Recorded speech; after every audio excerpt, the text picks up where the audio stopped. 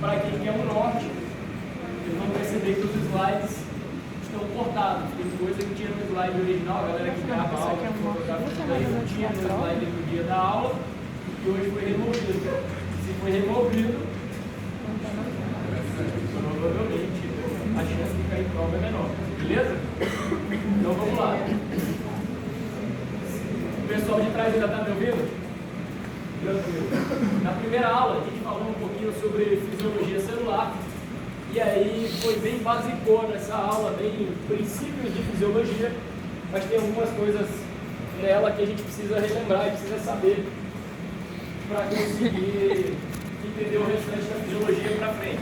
Tá?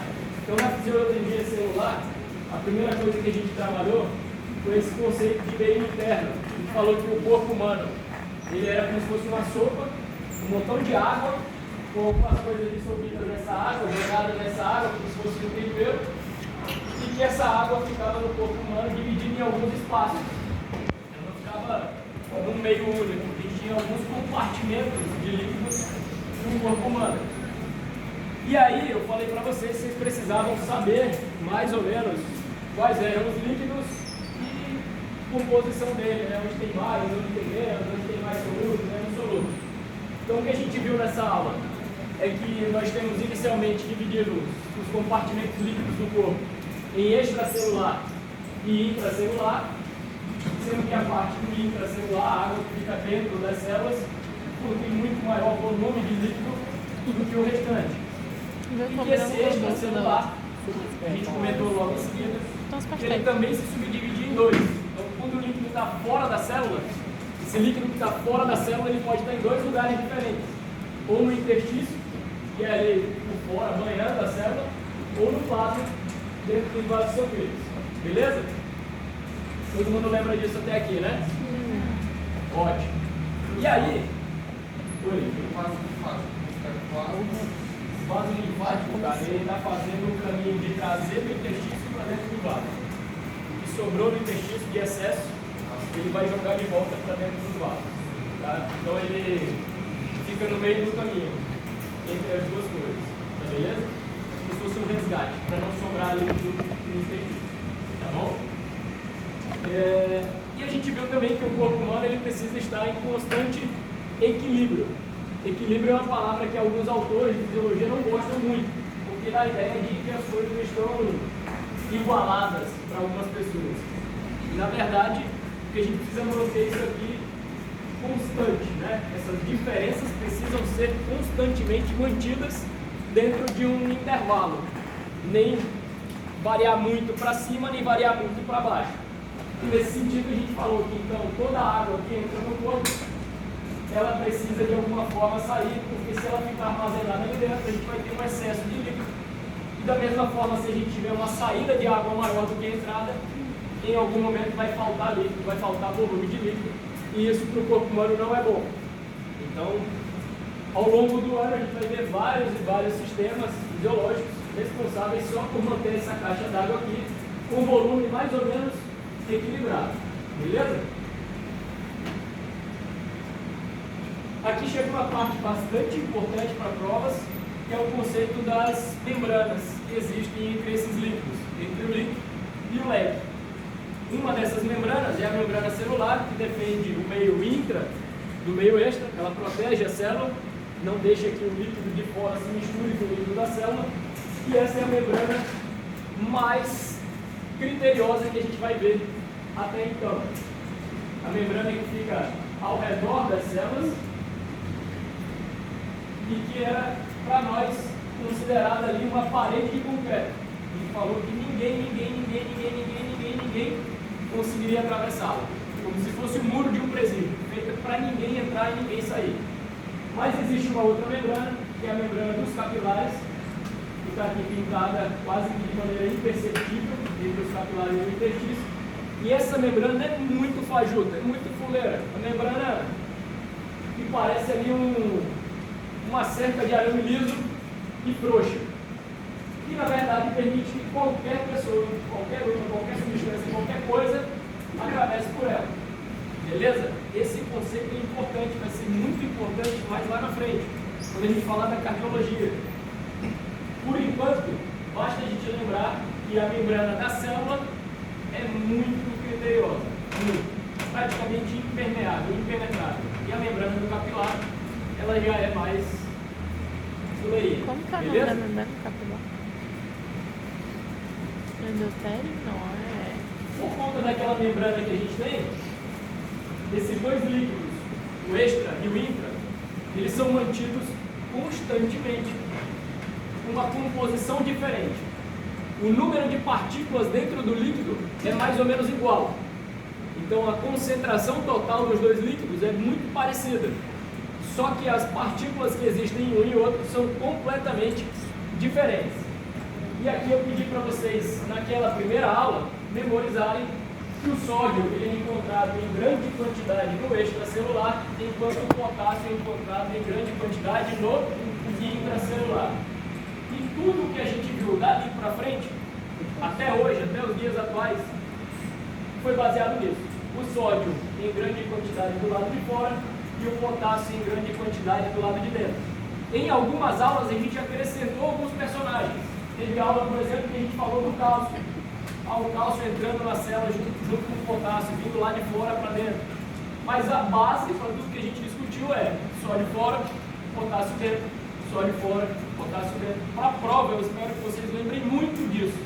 Sódio fora e potássio dentro. Isso é o normal, é o que deve acontecer entre esses dois líquidos no que diz respeito à diferença de concentração e de composição deles. Beleza? Alguém tem dúvida? Sódio fora e potássio dentro? Não, né? Beleza.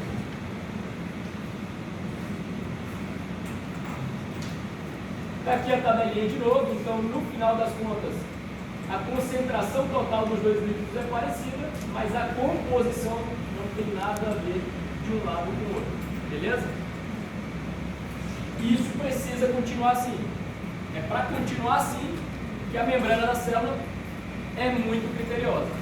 Se ela não fosse criteriosa, em algum momento isso aqui ia se equilibrar. Os dois lados ficariam praticamente iguais.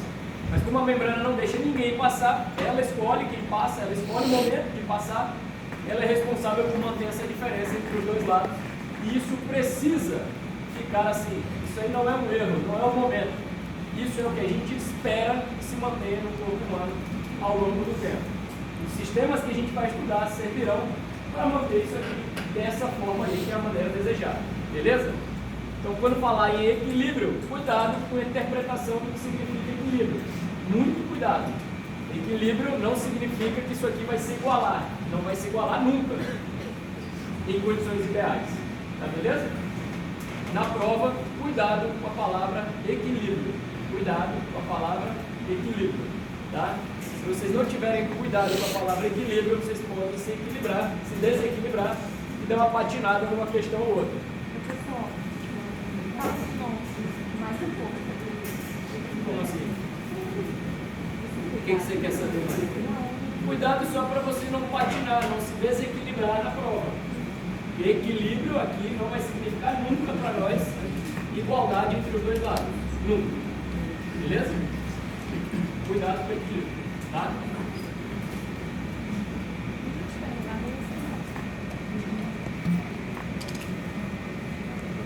Depois de falar sobre essa diferença entre os dois líquidos, a gente foi falar um pouquinho sobre a estrutura da célula. Isso seria importante em algumas funções que a gente vai estudar lá para frente. Então nós falamos da célula como sendo algo parecido, ou que lembra esse desenho, que tem um núcleo. Esse núcleo é protegido por uma membrana. Essa membrana do núcleo, ela é cheia de poro, então é fácil se comunicar com o núcleo, bem tranquilo ali, para quem está dentro da célula, chegar no núcleo. Olá, tudo bem? Ao redor do núcleo a gente tem o chamado citoplasma, e nesse citoplasma aí tem um montão de organelas, um montão de pessoas que trabalham ali com alguma função específica. E dessas organelas a gente viu o retículo endoplasmático rugoso, que era cheio de grãozinhos de ribossomos, que eram os responsáveis por fabricar as nossas proteínas, nossas enzimas todas. Falamos um pouquinho sobre o retículo endoplasmático liso, que não tem os ribossomos, e que era responsável por sintetizar lipídios ao invés de proteínas. Falamos do aparelho de Golgi, que funcionava para nós como o SEDEX, os Correios, sem Curitiba. que era responsável por pegar as proteínas produzidas lá no retículo, decidir para onde mandar e empacotar para fazer o envio. E a maneira de empacotar, que a célula usa, a maneira de transporte, quase sempre, é as vesículas, através de vesículas. Tudo ali viaja através de vesículas. Então, o Golgi é quem é o responsável por criar essas vesículas e mandá-las no destino delas. E o destino dessas proteínas pode ser infinitamente variável. Pode ir para a membrana da própria célula, aumentar a membrana, pode ir para uma célula vizinha, pode ser jogada na corrente sanguínea, enfim, pode ficar no citoplasma, um montão de funções diferentes.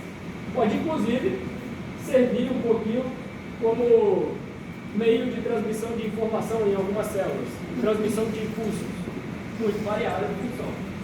Falamos das mitocôndrias, que são as principais responsáveis por produzir a energia de dentro dessa célula, e essa energia era produzida a partir de tudo que a gente respira e come, tudo que a gente respira e come, a mitocôndria pega, e através de uns processos que vocês viram em outra disciplina, transforma isso em ATP. E que a maior parte do ATP, da maioria das células, em algumas, mais ainda, quase beirando aí 90%, 95% desse ATP inteiro da célula ia ser usada para uma única função. Uma única função, só uma. Bomba de sódio e potássio, transporte através daquela parede de concreto, só para colocar a gente para fora e para dentro daquela parede de concreto. Com qual objetivo? Gastar tanta energia para quê? Para manter aqueles dois líquidos diferentes, como eles precisam ficar sempre em situações normais de saúde. Beleza? Deu medo. Será que acabou a bateria?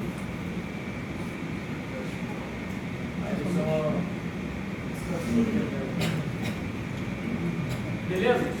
Falamos também de uma outra organela chamada lisossomo, que era uma vesícula, uma bolinha cheia de enzima digestiva.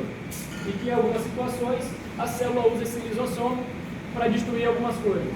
Essa vesícula aqui cheia de enzimas digestivas se funde com algumas outras coisas e as enzimas começam a agir digerindo como se fosse um liquidificador, desfazendo tudo que tiver ali na frente. Beleza? E falamos sobre a tal membrana, né? A parede lá de concreto, como que é formada essa parede. Então ela é uma bicamada de lipídios dos dois lados, e esses lipídios não gostam de água, odeiam água. Por isso, para atravessar essa parede, todo mundo que estiver pegando carona junto com a água, se enrolou, não vai atravessar. Precisa passar através de buracos específicos. Quais são os buracos específicos? Essas proteínas são chamadas de proteínas canal.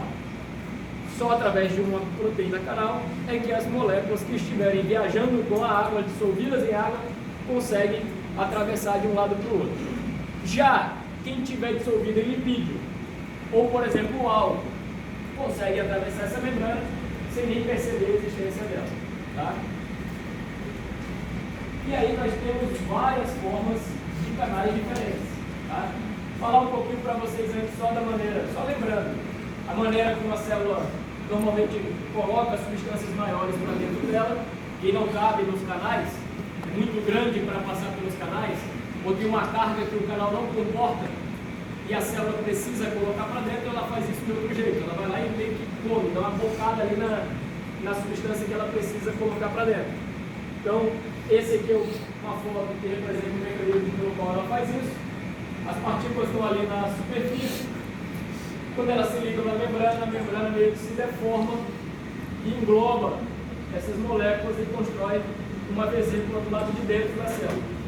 Então ela foi lá, tipo aquele Pac-Man, deu uma bocada e jogou as coisas para dentro da célula. Daqui para frente, para a célula conseguir usar o que tem aqui, ela precisa fazer a digestão disso. E ela faz a digestão disso fundindo o lisossomo aqui, e as enzimas quebram o que tem ali e produzem o que a célula vai conseguir utilizar. Se as moléculas forem maiores, muda um pouco o sistema, a maneira de fazer essa alimentação celular, e passa a usar o que a gente chama de fagocitose. Tá? Então a célula meio que se lança, ao invés Então, quando é da menorzinha, substância que era fagolice, superfície, quando é maior, de fagocitose. profundidade, a célula que se lança para alcançar a substância que ela quer vesícula que liga o no fagossoma. meio terra. Não, fagossoma é a vesícula que você engorda. Depois de introduzida a vesícula, lá a dentro, membrana se fundiu ali em cima, transformou numa vesícula para O que digerir. ele falou É a hora do processo, lisossomo né? entrar em ação, os lisossomos se fundem ali naquela vesícula e as enzimas fazem toda a mágica acontecer ali dentro. Beleza? Isso serve inclusive para algumas situações de limpeza dentro da célula. Precisa jogar algumas organelas velhas fora para renovar. É assim que é feito. Tá? Sobre aquelas proteínas, nós vimos que existem diversas formas de proteína. Tem proteína na membrana que fica o tempo todo aberta, tem proteína na membrana que está fechada, mas quando encontra uma substância ideal, ela se deforma e joga essa substância para dentro da célula. E tem proteína que funciona como se fosse uma porta. Está fechada, mas quando encontra a substância correta, ou quando a carga daquela membrana atinge uma voltagem ideal, essa porta se abre e fica um tempo aberta e depois se fecha de novo. São os canais de voltagem que a gente falou em algumas situações. Isso vai dar origem, essas diferenças de proteínas, vão dar origem aos tipos de transporte.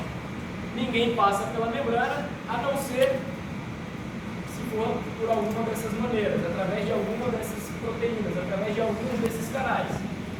Então, nós temos o primeiro exemplo de transporte, que é a difusão simples. Quem for lipossolúvel, atravessa a membrana se difundindo.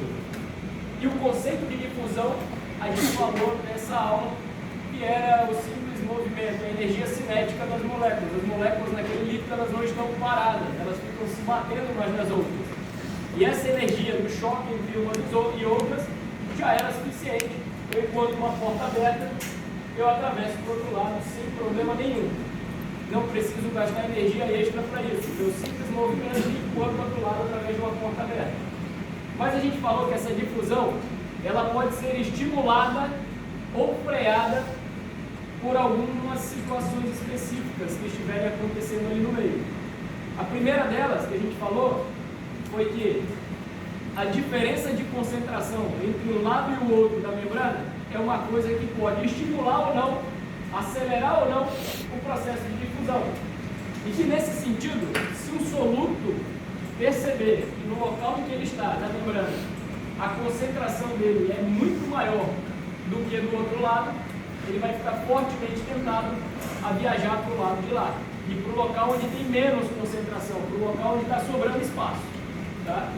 E a gente viu também que além da diferença de concentração, a diferença de cargas poderia acelerar a difusão, porque os opostos, aqui na fisiologia, os opostos se atraem. Então, toda vez que do lado de lá tiver uma carga diferente da minha, tá? Se fosse só na fisiologia era bom, mas aqui na fisiologia é importante que seja assim, as cargas opostas se atraem.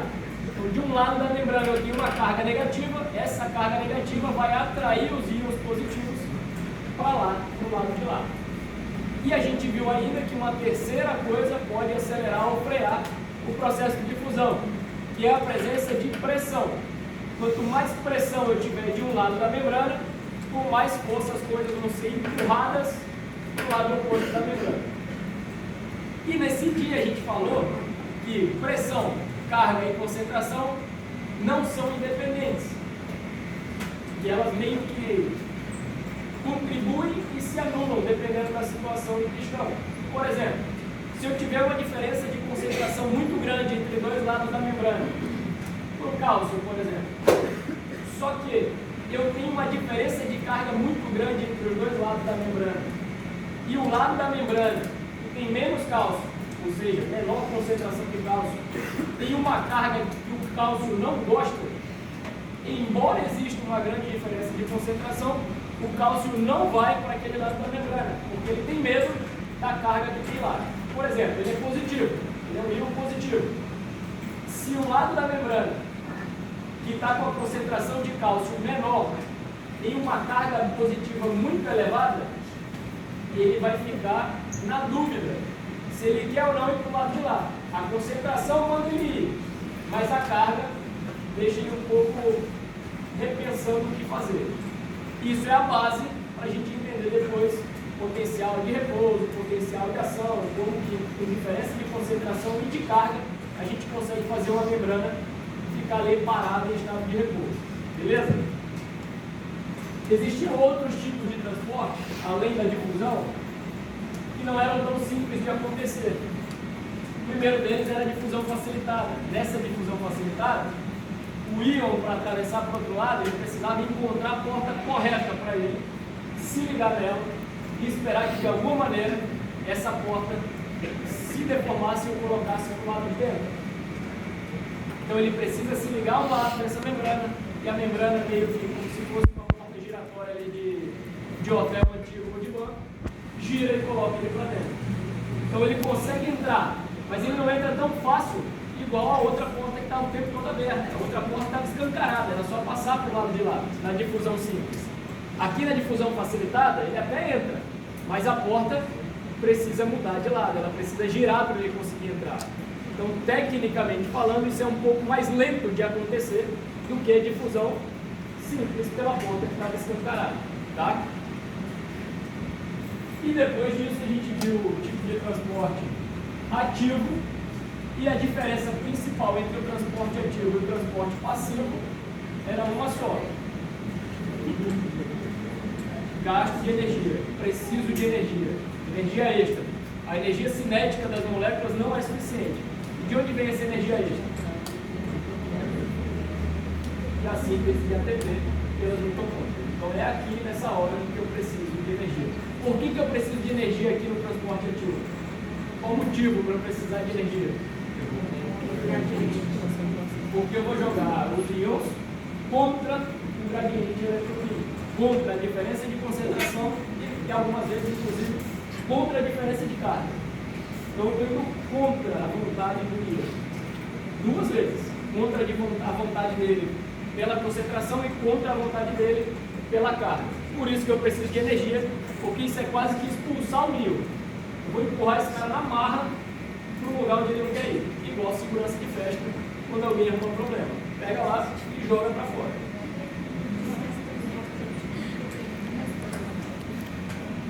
Não só o tipo de proteína, a proteína é diferente, mas a situação em que acontece um transporte ou outro também é diferente. A questão do gradiente. Um geralmente é a favor do gradiente, é mais fácil de acontecer porque o íon já quer ir para aquele lado. O outro é contra a vontade do íon, ele não quer de maneira nenhuma ir para lá, mas a gente vai chutá-lo para lá, na marra. Por isso precisa de grande quantidade de energia. Tá? E a gente falou, eu espero que vocês lembrem, o transporte ativo cria o clima para que ocorra o transporte passivo.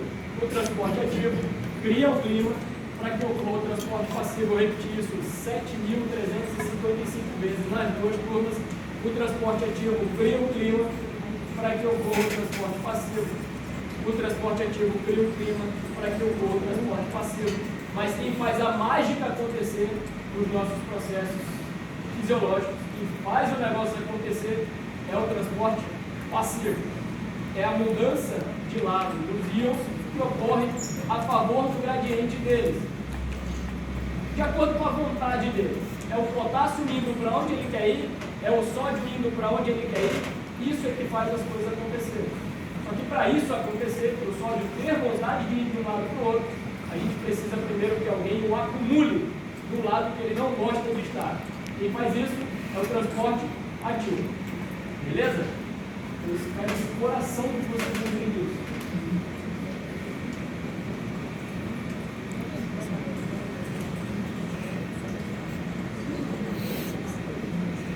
Então está aqui o exemplo da difusão facilitada.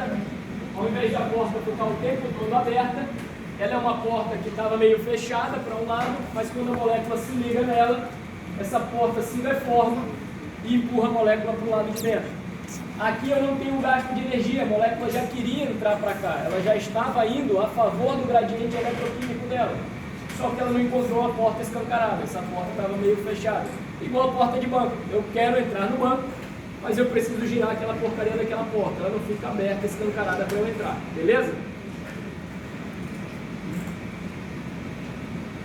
Aqui a gente tem a comparação da velocidade. Como na difusão simples a porta está o tempo todo aberta, ela consegue atingir velocidades maiores. Como na difusão facilitada eu preciso girar aquela porta, se aquela porta tiver um limite de velocidade para girar, isso vai limitar a minha difusão, minha velocidade de difusão, vai frear a minha difusão. Eu não consigo girar aquela porta mais rápido do que ela é capaz. Então vai ter um limite. A velocidade chega numa hora que estanca, não tem como acelerar. Tá? Aqui, ó, de novo, na foto. Os 3 fatores que influenciam a difusão. A diferença de concentração, a diferença de cargas e a diferença de pressão. Preciso repetir isso aqui ou todo mundo entendeu? Todo mundo entendeu? A diferença de concentração tende a mover o íon do lado de maior concentração para o lado de menor concentração. A diferença de cargas. Os íons com carga negativa são fortemente atraídos pelo lado da membrana que tem a carga positiva. Então eles vão se mover para aquele lado até um certo ponto. E a pressão, se eu aplico pressão em um lado da membrana, a membrana está aqui, ó. Se em um lado eu aplico uma pressão, eu vou acabar empurrando os íons para o lado contrário da membrana. Beleza? Esses 3 fatores, eles se misturam. Eles não agem de maneira isolada. Então, se em determinado momento, imagina que tudo isso aqui é carga negativa. Por diferença de concentração, eles começam a ir para o lado esquerdo lá da foto. Vai chegar um momento que aqui do lado esquerdo eu vou ter um acúmulo de cargas negativas. Então a carga desse lado esquerdo vai estar bastante negativa. Se a carga desse lado esquerdo estiver bastante negativa, os solutos que sobrarem aqui, quando eles olharem para o lado de lá, o que eles vão pensar? Cara, não sei se vale a pena ir para lá. É muito negativo e a gente é negativo. Os iguais se repelem. Não vale muito a pena a gente continuar indo no caminho que a galera foi. Vamos ficar por aqui mesmo. Tá beleza? A mesma coisa com a concentração. Se isso aqui começa a ir para o lado de lá, por causa da concentração ser maior aqui, imagina, passa 1, 2, 3, 4, em algum momento os 2 lados vão acabar ficando igualados. É por isso que a gente precisa do transporte ativo. Porque se a gente só tivesse como transporte transmembrana a difusão, o que aconteceria entre os 2 lados da membrana? Uma igualdade. Em algum momento aconteceria uma igualdade. Concentração de solutos exatamente igual dos 2 lados. Concentração de solutos exatamente igual dos 2 lados gera movimento? Dá vontade de se mexer de um lado para o outro? Não dá. E aí os nossos processos fisiológicos todos ficariam parados, estacionados, porque ninguém ia querer se locomover de um lado para o outro. E a gente viu que a água, furou ali, mas a água, ela tem a porta específica para ela passar pela membrana praticamente o tempo todo aberta. E a proteína que deixa a água passar para o lado de lá, ela se chama aquaporina. Isso gera um movimento livre da água. Ela vai para onde ela quer. E normalmente ela gosta de ir para o local onde tem a maior concentração de soluto. A água tende a ir para o local onde existe a maior concentração de soluto. Ela tem uma vontade infinita de diluir as coisas. Então, onde ela enxerga que tem uma concentração elevada, ela quer ir lá diluir. Como ela encontra a porta sempre aberta, a aquaporina sempre aberta, ela se difunde quase que livremente através da membrana. Para mexer com a água, a única coisa que eu preciso fazer é acumular sal do lado que eu quero que ela vá. Se eu acumular sal do lado de lá, a água automaticamente vai correr atrás do sal. Se eu trago o sal para o lado de cá, a água automaticamente vai voltar atrás do sal. E em alguns processos fisiológicos, a gente viu lá, por exemplo, a composição do líquido, a maneira de fabricar líquido era exatamente essa. Algumas células iam lá e puxavam o sal para o lado, a água via o sal vindo para cá e corria atrás dele. E pronto, do lado de cá eu já tinha o líquido novo, que era o líquido. Beleza? No transporte ativo, a gente viu que existe uma segunda modalidade de transporte ativo, que é o transporte ativo secundário. Ele é um pouquinho diferente do transporte ativo primário. Alguém sabe dizer a diferença entre os dois, entre o transporte ativo primário e o transporte ativo secundário? que muda entre um e outro? A diferença é que eu aproveito Not a you, molécula bro. sai e pego carona no transportador. Essa é Por exemplo, a gente pode ver ali um anticorte, em que o sódio entra e o carona se aproveita para sair.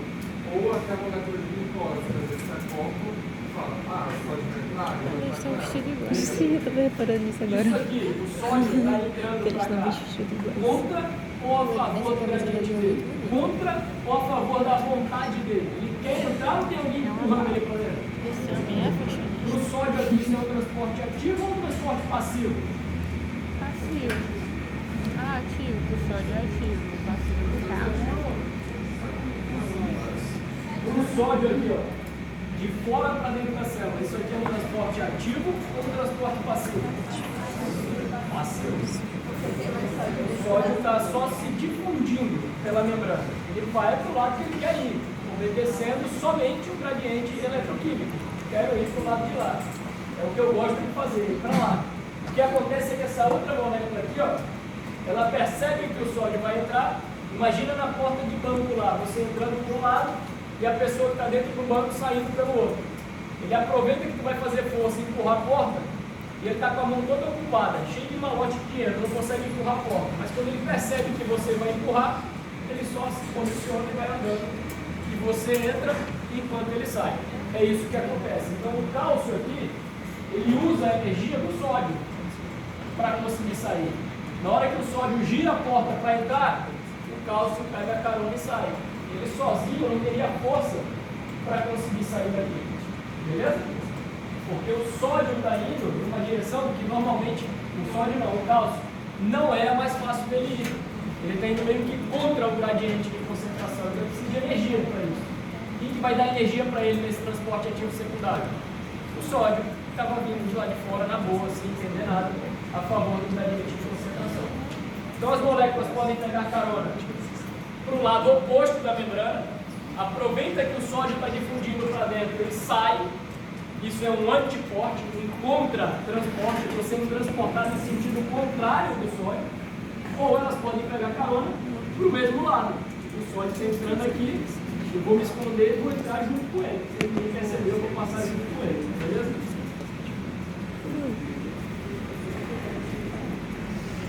Esse é o transporte ativo secundário. No transporte ativo secundário, nessas condições aqui de transporte ativo secundário, eu preciso também da bomba de sódio e potássio, eu preciso de uma bomba antes disso aí acontecer? Ou não? Eu preciso de algum transporte ativo verdadeiramente antes disso aqui acontecer? Sim. Por quem que jogou o sódio lá para fora? A bomba. Se não tem o bomba e não acumula o sódio lá fora contra a vontade dele, para que ele vai querer entrar aqui na célula agora, nesse momento? Ele não vai. Então, de novo, o transporte ativo cria o clima para que ocorra o transporte passivo. Beleza? Lembrem dessa frase. E aqui um exemplo para vocês de como isso acontece no corpo humano, quando alguma substância tem que ir do lúmen de um tecido para outra parte dele. Então, na verdade, esses tipos de transporte ocorrem várias vezes no epitélio. Imagina que aqui, por exemplo, fosse o intestino. Está tudo bem, irmão?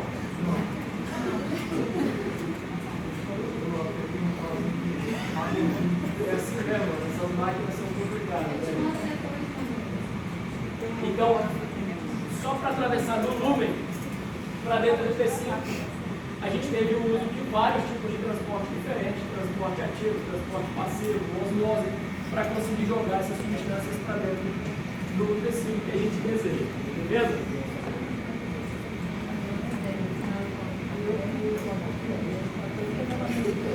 A maioria das membranas ela é hidrofóbica. É hidrofóbica. Ela só passa a deixar a água entrar porque existe a tal da clorina. Ela não gosta, mas ela tolera a água.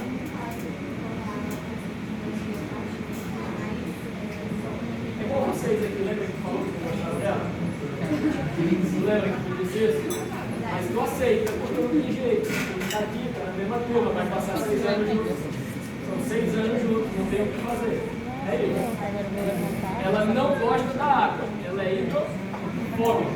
Mas como tem ali a tal da aquaporina, ela aceita a água, beleza. Vai, deixa essa porcaria passar. Mas eu não gosto dela. Eu gosto de falar.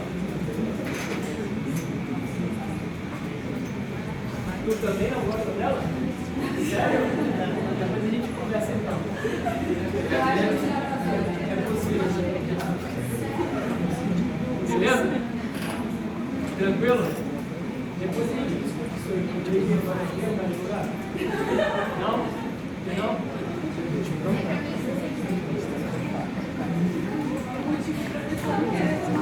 Galera, gravem a diferença entre o transporte passivo e o transporte ativo.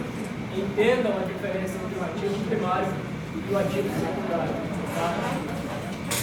Por favor, entendam isso. Hã? É, claro. Beleza? Eu vou trocar aqui os slides para a próxima aula e a gente discute. Alguém